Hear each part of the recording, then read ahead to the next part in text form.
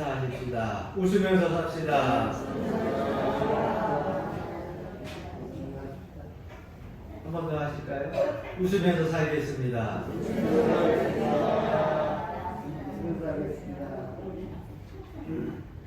항상 강요하는 건 좋지 않죠. 그래서 웃으면서 살자, 또 웃으면서 살겠다는 것은 본인이 그렇게 살겠다고 하니까 강요하는 거 아니에요. 근데 다른 사람한테 웃으면서 삽시다. 나는 상관없이 당신 웃으면서 삽시다 이렇게 얘기하는 것은 강요가 될 수 있으니까 쌍방의 인사를 본인한테도 해야 돼요. 오늘 말씀을 공독을 하다 보니까 갑자기 본문 말씀 속에서 여기 이런 말씀이 기록되어져 있네요. 3절에 보니까 사람이 떡으로만 사는 것이 아니라, 떡으로만 사는 것이 아니라, 오늘 올라오실 때 여러분들에게 추수감사절이라서 평상시보다 좀 일찍 준비를 해서 뭔 떡이 좋겠어요? 우리 이제 여러 권사님들한테 몇 분 이렇게 사실은 여쭤봐요. 그러면 무슨 떡이 맛있고 무슨 떡이 좋았다고 얘기를 해요. 근데 교회에서 떡을 해주면 우리 연합교회 떡이 너무 맛있다고 이 동네 분들도 탐내는 분들이 많아가지고 늘 좀 준비를 한다고 하는데, 올해 추수감사주일에서 좀 넉넉히 준비를 하려고 그렇게 해서 좀 많이 평상시보다 좀 많이 해가지고서 좀 개수를 늘려서 했더니 방앗간 사장님이 떡을 많이 한 것을 가지고 한 사람한테 싸는 것을 평상시보다 2배로 많이 싸가지고 개수가 우리 교인들은 먹을 건 충분한데 동네 나눠줄 게 넉넉지 못했어요. 그래서 이렇게 싸냐 했더니 이 떡을 싸다 보니까는 풍성하게 싸야 될 것 같아서 풍성하게 싸다 보니까 개수 한 15개에서 20개가 좀 들어왔어요. 그 대신 어떻게 하냐고 9시 넘어서 가는데 뭐 어떡하겠어요. 그래서 아니 잘하셨다고, 많이 드시면 된다고, 걱정하지 말라고. 그래서 여러분들 아마 오늘 떡 드시면은 아마 풍성하실 거예요. 맛있는 떡을 풍성하게 드렸는데, 오늘 이 말씀 속에서 이 말씀을 듣는데 갑자기 조금 마음에 새로운 감동이 오네요. 본문 말씀 속에 한번 따라합시다. 한번 따라. 사람이 떡으로만 사는 것이 아니요. 이 말씀이 딱 걸리는 거예요. 근데 그 뒤에 뭔 말씀이 있습니까? 뭐라고 기록되어져 있냐면, 여호와의 입에서 나오는 모든 말씀으로 사는 들을 내가 알게 하려 하시느니라.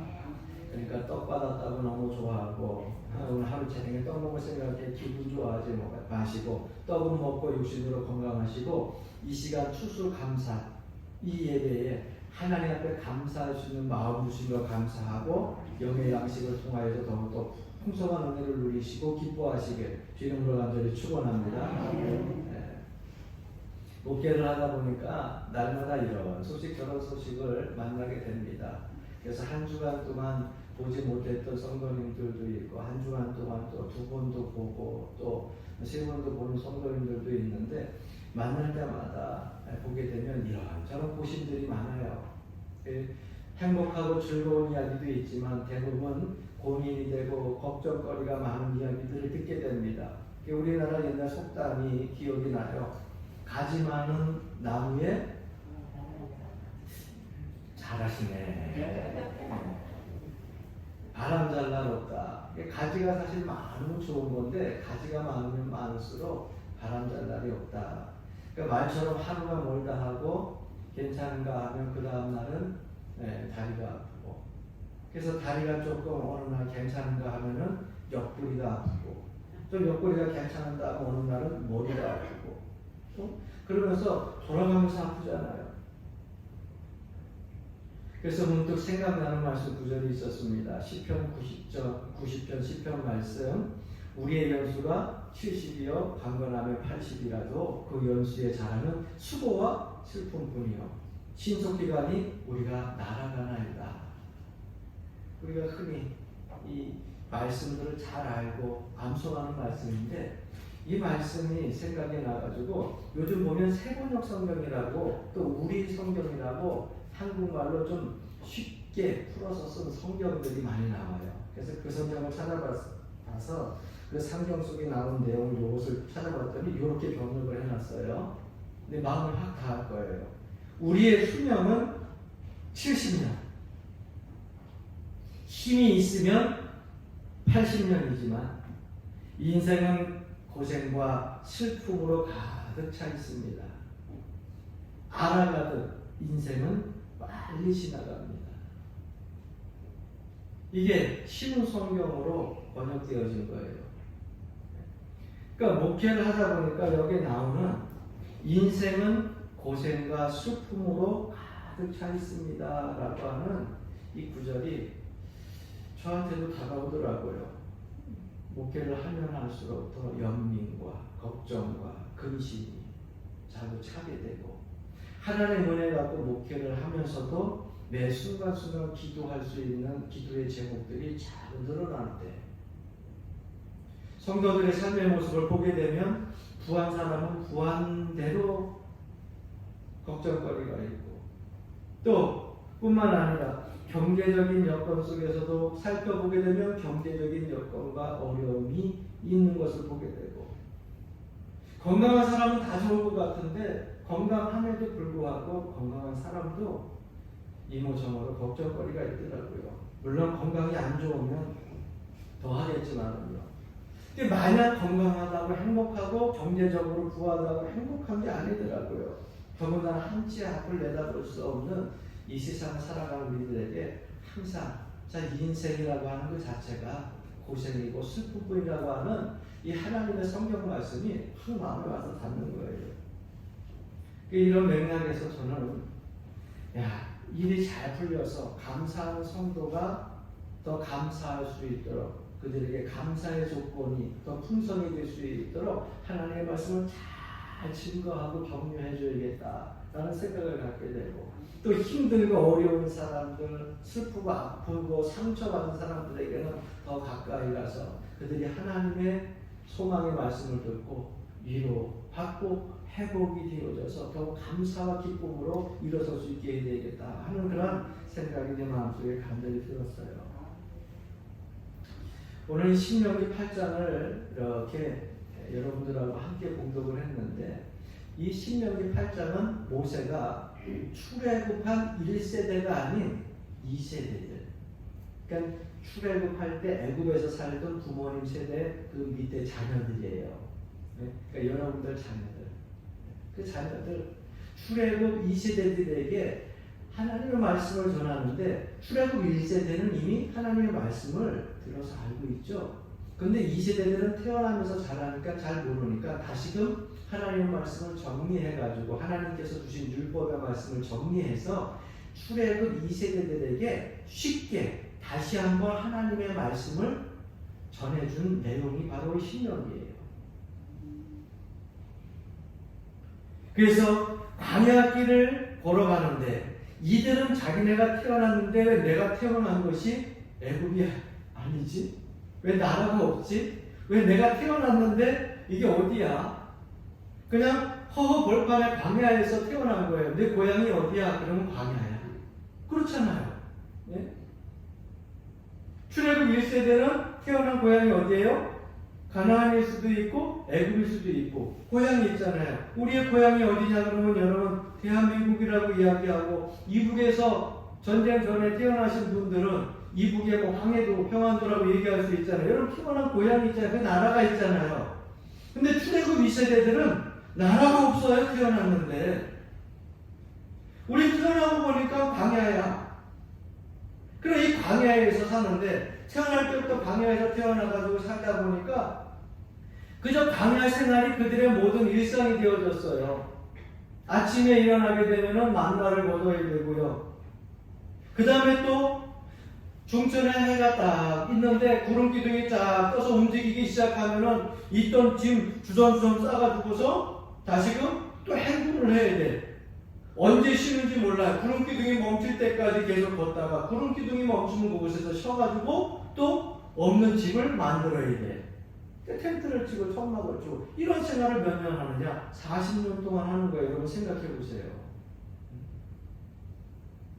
그러면서 그들이 무슨 생각을 했을까? 왜 우리는 태어난 게 광야야? 왜 우리의 본적인 나라가 없어? 우리는 왜 태어나자마자 맨날 아침에 만나 얻어 먹고, 그리고 천막을, 집을 좀 떳떳하게 딱 하나 정해놓고서 거기서 아침 저녁으로 들어갔다 나갔다 하면서 편히 쉬어야 되는데, 걷었다 폈다 걷었다 폈다 하면서,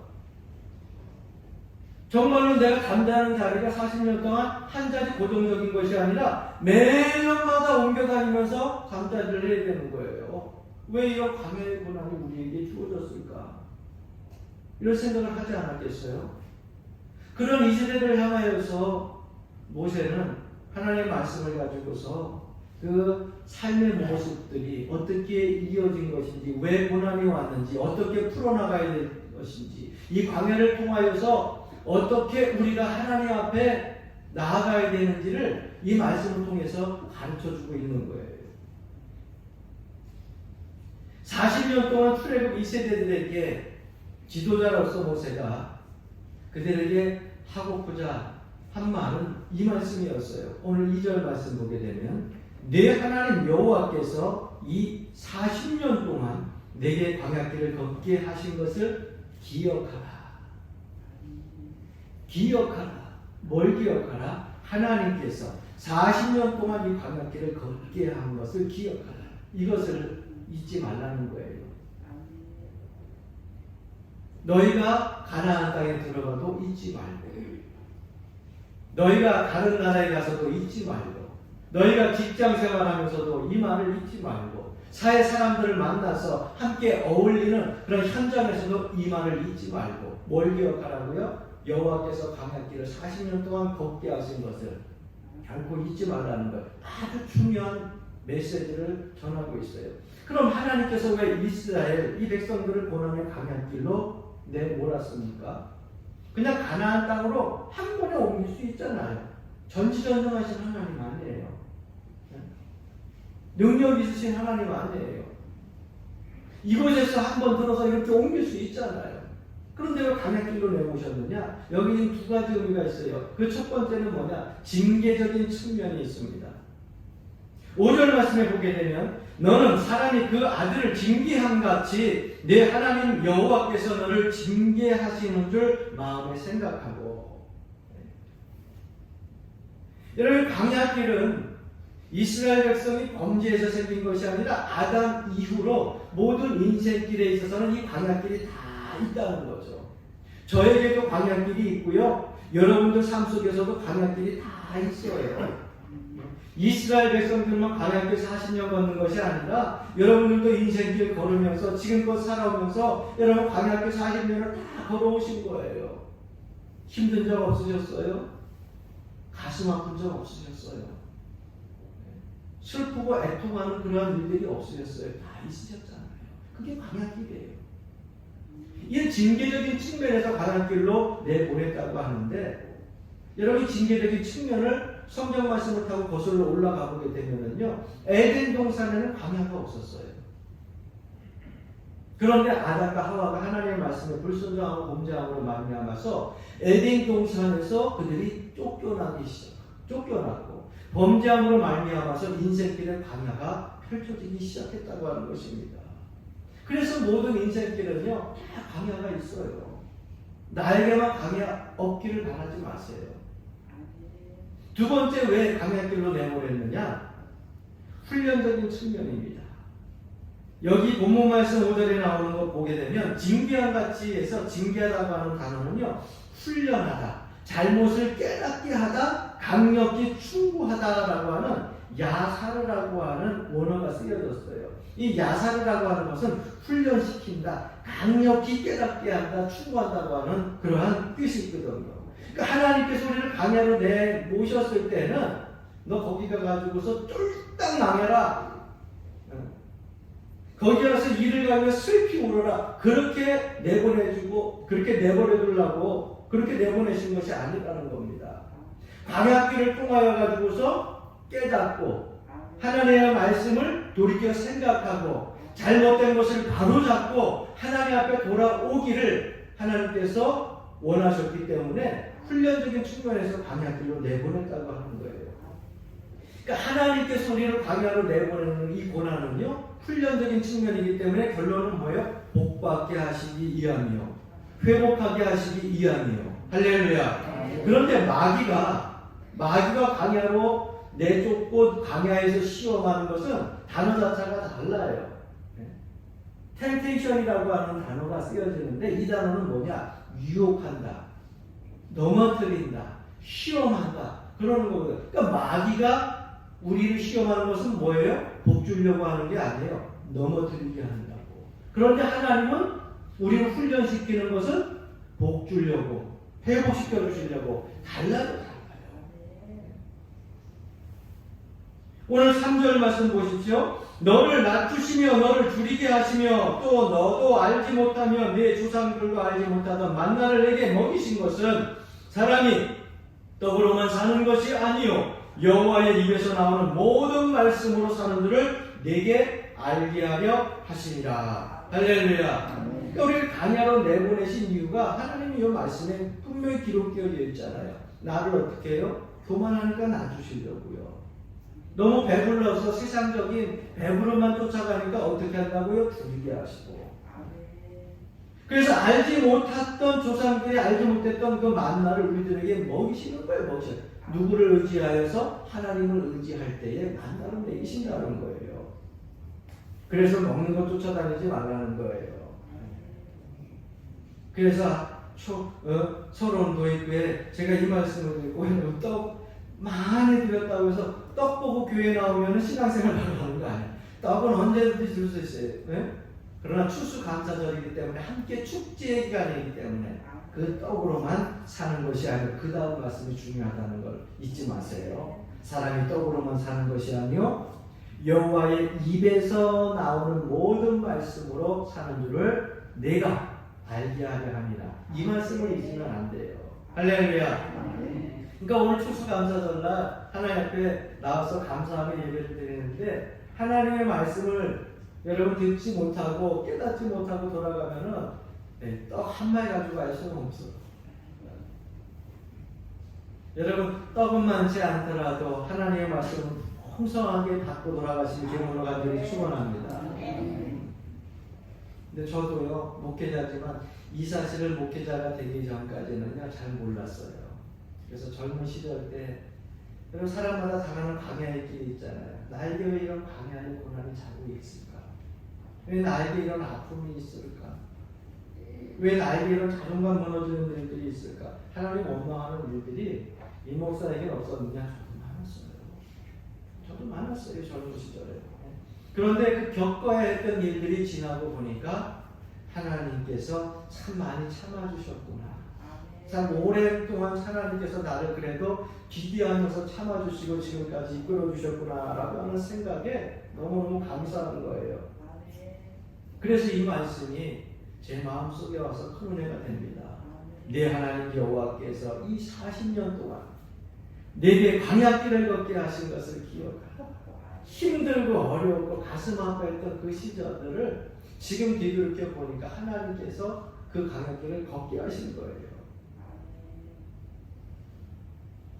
예수님도 공생의 사역을 시작하시기 전에 제일 먼저 하신 일이 세례를 받는 것이었습니다. 그래서 요단강에 가서 세례 요한에게 세례를 받고 그리고 나서 하신 일이 뭐예요? 그 다음에 하신 일이 광야로 나가셨어요. 그곳에서 40일간 금식을 하시잖아요.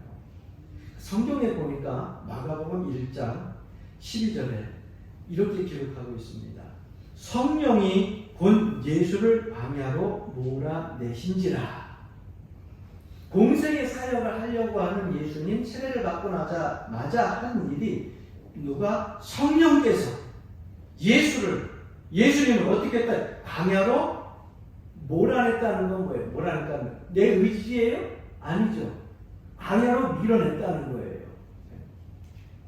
그래서 그곳에 가서 어떻게 하셨어요? 금식하는데 누구에게 시험 받았어요? 마귀에게 3가지 시험을 받게 되잖아요. 그런데 공생의 사역에 있어서 그 시험 받았던 걸 다 이겨내고 그리고 하나님의 역사를 이루어가는 그리스도 메시아로서의 사명들을 감당하게 됩니다. 예수님도 광야로 내몰려서 시험을 받고 이기시고 그리고 사역을 감당했던 것처럼 우리의 모든 직분도 사명 감당도 광야로 내몰렸을 때 이기고 사명 감당할 수 있는 거예요. 온실 속의 화초는요, 추운 곳에 나가면 얼어 죽든지 아니면 말라 죽습니다. 그러나 밖에서 월동을 하는 그러한 식물들은요, 추운 겨울이 와서 낙엽이 다 떨어지고 바짝 말라 죽은 것 같은데 봄이 되면 다시금 싹이 나고 잎이 푸르푸르나고 꽃과 열매를 맺습니다. 그러니까 험난한 광야는요, 하나님께서 우리에게 사명 감당하기 위하여서 내보내 주시는 훈련의 장소이기 때문에 그 광야에서 하나님께서 우리를 내보내 주신 것을 잊지 말라, 기억하라고 말씀하고 있는 거예요. 할렐루야. 그럼 왜 고난의 광야 생활 속에서도 감사해야 되느냐? 그 첫 번째로 광야가 하나님과 소통의 기회를 제공하기 때문입니다. 광야의 특징은 단절입니다. 세상과 단절되어져 있어요. 광야의 특징은 고독합니다. 광야의 특징은 외로워요. 내 인생에서 사실 몇 번 여러분 광야의 길들을 만났는데 여러분 이 광야의 길을 걸을 때의 외로움이라고 하는 거는요, 정말 큰 아픔이고요. 참 견디기 힘든 광야길이에요. 좀 육신이 아파도 내 주변에 사람들이 있고요. 물질이 좀 없어도 내 주변에 사람들이 있어가지고 대화를 하고 사랑을 나누고 정을 나누는 사람들이 있으면은요, 괜찮아, 좀 아파도. 왜? 나는 관심받고 있으니까, 내가 또 관심 줄 사람이 있고 사랑을 할 수 있는 그런 사랑의 대상들이 있으니까 사랑과 더불어 공동체 생활을 하는 가운데에서 육신이 아파도 마음의 위로를 얻게 돼요. 그런데 험난한 광야길에서 나 혼자다라고 하는 생각에 사로잡혀 있을 때는 너무 견디기 힘들더라고요. 이게 어떤 경우까지 가게 되냐면, 야, 사람이 외로우니까는요, 제 부모님 살아 계시잖아요. 목회를 이곳에서 하셨잖아. 그런데도요, 부모님이 내 수중 안에 없어요. 내 형제가 같이 있다가 따로따로 다 이제 학교를 다니면서 흩어졌는데 내 형제도 없어요. 아무도 안 보여요. 이 세상에 다 혼자 딸랑 떨어져 있는 것 같아요. 그럴 때에 얼마나 이 광야의 외로움의 길들이 힘들었는지 몰라요. 그때마다 제가 한 일이 있어요. 그 자취방에 홀로 있을 때 자취방에 들어가가지고서 이불을 머리까지 이렇게 뒤집어 쓰고서요, 성경책 하나 이렇게 보이지도 않지. 예? 불빛만 조금 들어오고 성경책 읽다가 눈 감고 하나님 앞에 기도하고, 하나님 왜 이렇게 외롭죠? 왜 이렇게 쓸쓸하죠? 왜 이렇게 고독하죠? 세상이 이렇지 않은데. 그러면서 하나님 앞에 기도하면은요, 하나님께서 말씀하는데 금방금방 좀 얼마나 좋겠어. 이것이 하루도 가고 이틀도 가고, 그것이 힘들어 성경책 읽다가 엎드려서 이불 뒤집어 쓰고 기도하고, 그러는 순간에 어느 순간에 하나님께서요 귀한 음성을 주시는데, 내가 너를 사랑한다. 사랑한다고 하는 말 자체에 다 끝나. 부모님도 그리고 형제 자매도 주변에 아무도 없었던 그러한 막막한 외로움 속에서 하나님께서 내가 너를 사랑한다, 내가 너를 사랑하는데 뭐가 근심이냐, 근심하지 마라, 염려하지 마라. 여러분, 그 음성이요, 이 땅에 있어서 가장 큰 위로의 소망이 기쁨이 되는 것입니다. 그래서 우리가 고독한 인생길을 걷고 있다, 힘든 광야길을 걷고 있다, 여러분 하나님과 소통의 기회라라고 생각을 하시고 엎드려 하나님 앞에 기도하시기를 바랍니다. 세상에 의지할 것 있고 같이 있을 사람들이 항상 있게 되면 기도 안 해요. 이상하더라고요. 모든 것 다 잃어버리고 혼자 있을 것 같을 때에 하나님 찾게 되고, 그때가 바로 하나님과 소통하는 기회가 되고요, 위로받는 축복의 기회가 된다고 하는 것을 저는 너무너무 절실히 깨달아요. 두 번째, 우리를 광야로 내모신 그 속에서도 왜 감사해야 되느냐? 광야에서만 얻을 수 있는 하나님의 특별한 공급이 있습니다. 3절 말씀해 보니까 너를 낮추시며 너를 줄이게 하시며 또 너도 알지 못하며 내 조상도 알지 못하던 만나를 내게 먹이신 것은 뭘 먹이셨다 그랬어요? 만나를 먹이셨다 그랬어요. 하나님은 우리를요 광야로 내모시는 것은요 줄이게 하려고 내모신다는 거예요. 낮추게 하려고 내모신다는 거예요. 내가 좀 세상적으로 뭔가 좀 어깨에 힘을 얻을 만한 그런 것들을 가지고 있다 해가지고서 이것이 재물이 될 수도 있겠죠. 권력이 될 수도 있겠죠. 명예가 될 수도 있겠죠. 이것 때문에 으쓱으쓱 해가지고서 하나님을 원리하게 되면 하나님께서 뭐예요? 나 주시기 위해서 내본다는 거예요. 그때 빨리 돌아서야 돼. 그래야 유지돼. 할렐루야. 네. 그리고 또 여러분 줄이게 하신다는 건 배고프게 하신다는 거예요. 말씀을 준비하면서 제가 옛날 대학 시절 이제 다니면서 그때 사실은 우리가 이렇게 지금 아름다운 성교졌지만 이전에 35년 전에 여러분 교회를 뭐 이제 원로 장관님이랑 여기 있는 권사님들이랑 교회를 질 때 기억나실 거예요. 참 힘들게 교회 지신 걸 내가 알거든요. 그때 사실 하나님 앞에 그 재단을 다시금 새로 건축한다는 게 얼마나 힘들었어요. 그러니까 목회자인 가정 저희도 힘들지 교회는 교회대로 물질적으로 힘들고 어렵고 참 기적적인 하나님 은혜로 지어진 거고 제 2차로 이렇게 모델리는 것도 하나님의 기적이에요. 그러다 보니까 학교 다닐 때야 오죽했으면 우리 가족들이요 3남매가 딸을 냅두고 두 형제가 동시에 끌려갔잖아. 어디로? 국방부로. 한 사람 갔다 오고 가야 되는데 왜냐면 학비도 없어. 뭐 학생들이 돈 벌 게 있어요? 그러니까 자취하는데 자취할 돈이 없어. 그래가지고요 한꺼번에 끌려갔어. 한꺼번에 끌려갔다고요. 근데 갔다 와도 형편은 그렇게 썩 좋아지지는 않죠. 늘 재정적인 힘들고 어려운 일들이 있다 보니까 그때 제가 전도사로 저 인천에 여러분들이 아시는 오세훈 목사님 그 인천의 은천교회라고 하는 곳에서 전도사로 이제 파송이 되어서 거기서 학생들, 청년들, 성가들을 하면서 교육전도사로 파송을 가게 됐어요. 그래서 그곳에서 받은 것이 그 당시에 얼마였냐면 15만 원을 받았어. 그래서 수원에 가가지고 방을 구하려고 하니까 다 10만 원대 이상이야. 그래서 좀 싼 거를 구하려고 하다 보니까 우리나라는 다른 나라에 없는 방들이 있잖아요. 반지하방하고 옥탑방이 있잖아요. 그래서 반지하방을 구하게 되니까 7만 원이 돼요. 그래서 7만 원을 박세를 빼고 그 다음에 7만 원을 가지고서 한 달을 생활을 하는데 여러분 지금도 우리 교인들 보게 되면 나라에서 받은 노인연금들 뭐 이런 것들 받는 거 보니까 그때 돈보다 많아. 7만 원 갖고 한 달 생활을 하는데 얼마나 깜빡한지 몰라요. 왜 학교 다니는 통학비가 있죠? 몇만 원 뛰고 겨울 되면 연탄 때니까 연탄을 몇 장씩 사가지고서 연탄을 아침, 점심, 저녁으로 갈아야 되죠. 그러다 보니까 먹는 반찬도 그렇잖아요. 그래서 제가 주 음식은 뭐였냐면 콩나물, 국, 그 다음에 미역국, 그 중에서도 콩나물. 콩나물은 가가지고 시장 아주머니를 너무 잘 알아가지고 500원어치만 사도 이만큼씩 줘. 그러면은 그거 끓여놓으면은 최소한 한 이틀은 먹을 수 있잖아요. 예? 아침에 끓여놓으면 점심, 저녁, 그 다음에 아침, 점심, 저녁까지 밥만 가지고서 그러고서 먹을 수 있는 거예요. 그렇게 생활을 7만 원 갖고 하다 보니까는요, 이 월세라는 게 오르지 말아야 되는데 1년도 보게 되면 월세 오르시면 참 힘들잖아. 월세는요 매년마다 오릅니다. 왜 이렇게 1년이 빨리 가는지 몰라. 주인집 아줌마가 그 학생한테 뭘 얻어먹을 게 있다고 월세를 올리니까 그냥 올리니까는 그거 올리면은 뭐예요? 내가 더 굶어야 돼. 뭘 줄여야 돼. 그래서 그 돈 갖고 안 돼가지고 결국은 이 아빠에다가 이삿짐을 잔뜩 싣고 그보다 더 싼 집을 찾으러 다니는 거야. 안 올리는 집. 그래서 구한 집이 지금도 있지를 않아요. 연탄 부엌이 따로 있고 양쪽에 참호지가 있는데 문이 양쪽으로 되어 있어. 그런데 그 양쪽 문이 참호지가 갔는데 다 찢어졌어.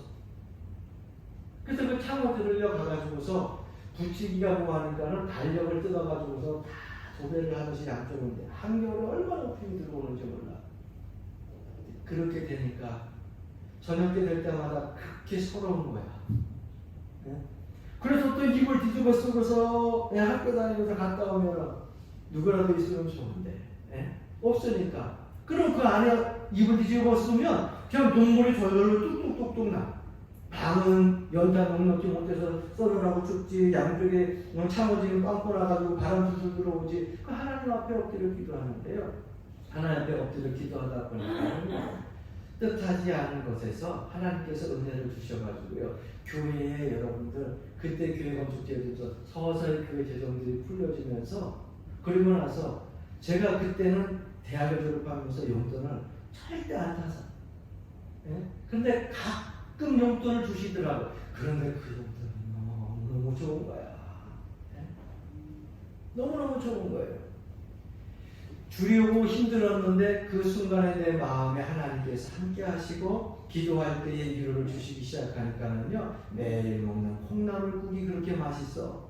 콩나물국이 아니라 미역국을 먹어도 맛있고 콩장을 먹어도 맛있고 나가다가 오뎅을 하나 사 먹어도 맛있고 너무너무 기쁘고 즐거운 거예요. 그곳에서 기억되어지고 감사했던 것이 뭐냐, 내 조상들도 알지 못했고 내 선조들도 알지 못했던 뭐가 있었냐, 하나님의 은혜가 나에게 있었구나라고 하는 것을 그 당시에 깨달았으면 얼마나 지난 후에야 깨달은 거예요. 지난 후에야. 여러분, 이 은혜를 여러분들 참설 광야 속에서 빨리 깨달을 수 있기를 주님으로 간절히 축원합니다. 우리 광야길을 걸 때 하나님께서 내버려두지 않아요. 망하라고 내버려두지 않아요. 홀로 있게 내버려두지 않아요. 하나님께서 함께 하시면서요, 하나님께서 평소에 주시지 아니하였던 특별한 공급을 우리에게 주고 계신다는 것인데, 그것을 우리가 빨리 깨달아야 은혜 가운데 이겨낼 수 있는 것입니다. 요셉이 억울하게 강간 미수범으로 애굽에 가서 종살이하다가 감옥에 들어갔는데, 요셉이 창세기에 보니까 상처받았다고 상처 입었다고 하는 내용이 없어요. 항상 하나님께서 함께 하심으로 형통케 하셔서 형통하였다고, 형통케 되었다고 그렇게 기록되어져 있잖아요.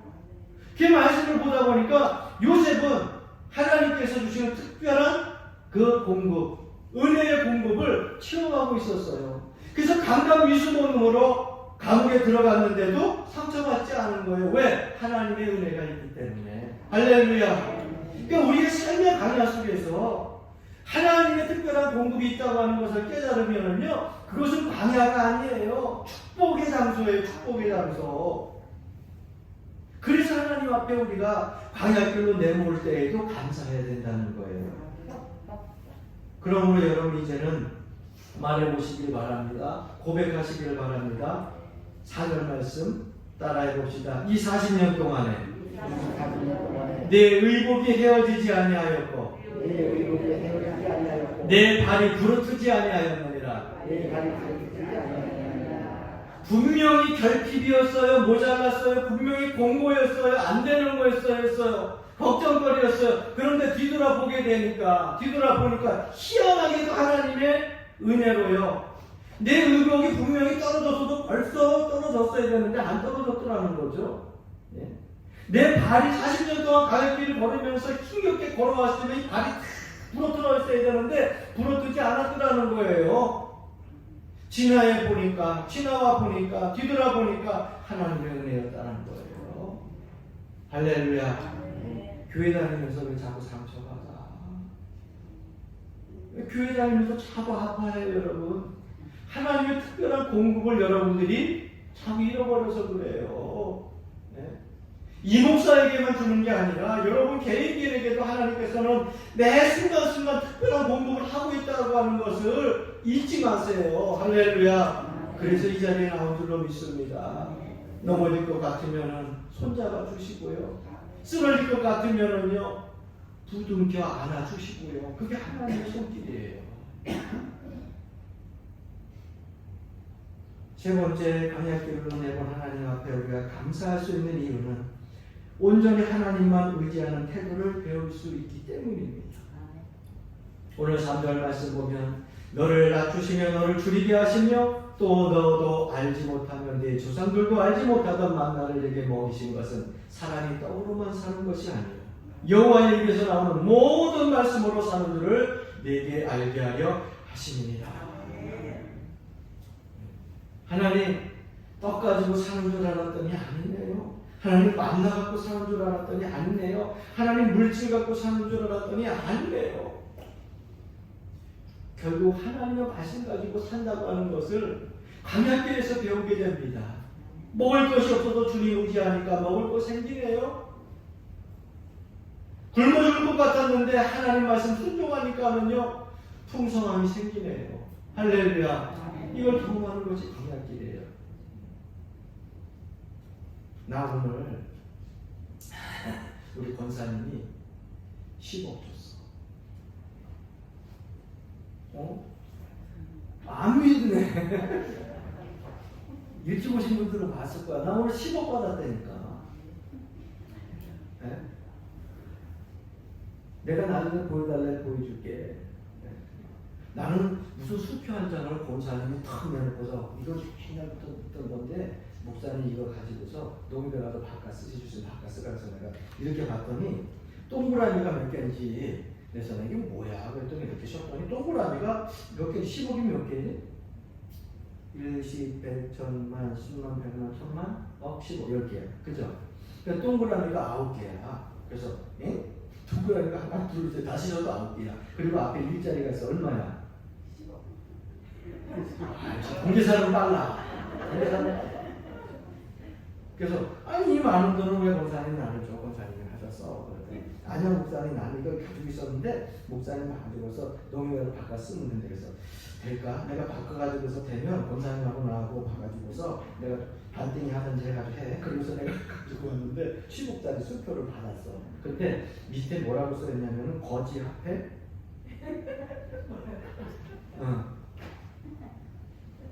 근데 뒤에 인장까지 찍혔어. 내만한 도장까지. 그래서 내가 내일 꼭 가지고서 농협 가서 바꿔주나 한번 가지고 가보려고 그래. 10억 되면 우리 교회 빚 다 청산해. 우리 교회, 예? 교회 저기 대출 받은 게 1억 2천 지금 교회 건물을 받았는데 이거 다 청산하고 화장실 준공하는 거 1000만 원 저런 들어가 다 끝나는 거야. 10억이면 내가 남은 조금씩 나눠줄까? 아니 진짜 10억이면 한 1000만 원씩 이렇게 나눠줘도 뭐 우리 교인들 오신 분들만 30명밖에 못해? 이렇게 해봐야 뭐 얼마 돼? 1000만 원씩 해봐야 3억밖에 안 되잖아. 그러고도 한 7억 남는데 뭐 까는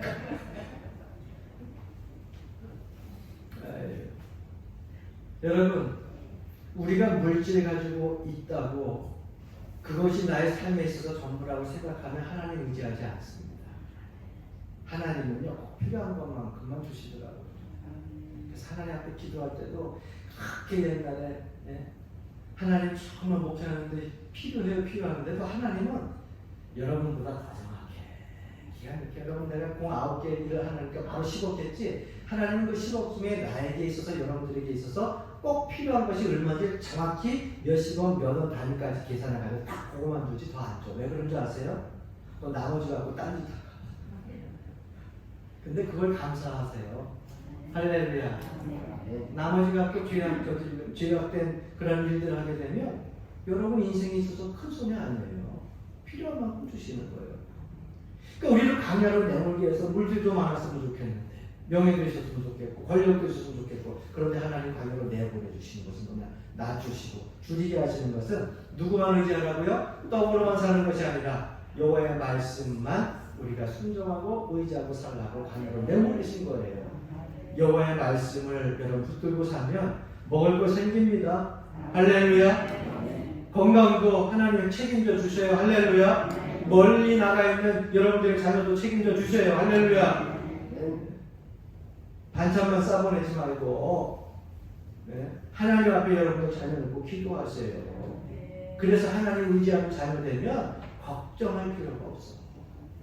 마지막 네 번째로 광야로 내보내줘도 감사해야 될 이유는 다시 회복시켜 주실 하나님을 향한 믿음이 있기 때문에 7절 말씀 보니까 내 하나님 여호와께서 너를 아름다운 땅에 이르게 하시나니 광야가 끝이 아니에요. 애굽에서 끌어내가지고 광야 40년 먹게 하자. 그 광야가 너의 삶의 인생의 마지막 장소다 이렇게 하고 끌어내신 게 아니에요. 광야는 뭐예요? 지나가는 과정이야. 이곳에서 낮추시고 징계하고 훈련시키고 복받게 회복시켜 주셔서 하나님의 선한 일꾼 만드셔서 복된 성도로 만드셔서 어디에다가 탁 들어가지고서 가나안 땅에다가 할렐루야 아름다운 땅에 거하게 하시기 위하여서 다시 회복시켜주기 위해서 하나님 우리 가나안을 내모신 거예요. 그런데 아직 도착하지도 않은 그 가나안 광야길 지금 걷고 있는데 그 축복의 땅을 지금 예비하고 우리에게 주시려고 하고 있는데 그 광야길에서 도착도 하지 않아 가나안 거기 가기 전까지 계속해서 원망하고 불평하면 되겠어요? 감사해야지. 할렐루야. 그렇게 여러분 그래서 마음에 고백하고 되뇌기세요. 하나님 저 이대로 망하지 않죠? 하나님 저 이대로 무너지지 않죠? 하나님 저 이대로 주저하지 않죠? 다시 일으켜 세워주실 것이죠? 네? 이 광야길을 지나게 되면 아름다운 가나안 땅에 도착하게 되면 적과 뿌리는 그러한 땅에 도착하게 되면 하나님 풍성하게 채워주실 것이죠? 일으켜 세워주실 것이죠? 힘 주실 것이죠? 그 믿음을 기대하고 살아가는 거예요. 그래서 감사할 수 있는 거예요. 할렐루야. 여러분 고독한 광야의 길을 걷고 있으니까 하나님의 소통의 기회가 많으시기 바랍니다. 결핍이 많은 광야 그곳에서 하나님께서 주시는 특별한 공급을 맛보시기 바랍니다. 그리고 그 과정에서 온전히 하나님을 의지하는 태도로 여러분들이 살아가시게 되면 감사할 일에만 감사하는 것이 아니라 감사에 머물러 있지 아니하고 힘들고 어려운 일들 속에서도 감사하는 그런 성도가 될 줄로 믿습니다. 이번 추수 감사절이 여러분들에게 그런 감사절이 되기를 바랍니다. 그것이 하나님 앞에 드려지는 진정한 추수 감사라고 하는 것을 잊지 마시고 감사로 더 풍성하게 하나님께 영광 돌리는 저와 여러분 되기를 주의 이름으로 간절히 축원합니다.